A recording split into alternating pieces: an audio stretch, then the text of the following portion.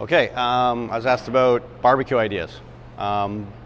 Probably my amount of barbecuing went up, our barbecuing went up probably twofold since I found out about these grilling mats. Okay, so these grilling mats, non-stick, right? You got to get the good ones, right? There's some bad ones out there, right?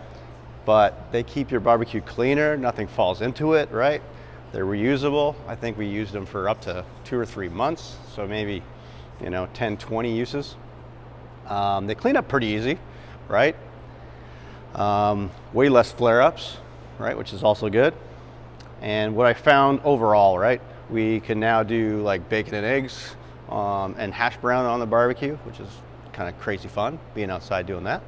The vegetable grilling, right, because sometimes you're quite thin, right, so they don't fall through, works great for those. Lean meats, I say lean meats because I've seen probably the worst thing was our fatty burgers because they almost cooked in their own grease, so it's a little bit weird, right? And then no grill, like the downside I put up here is, there's less grill marks, right? You don't get that charred taste.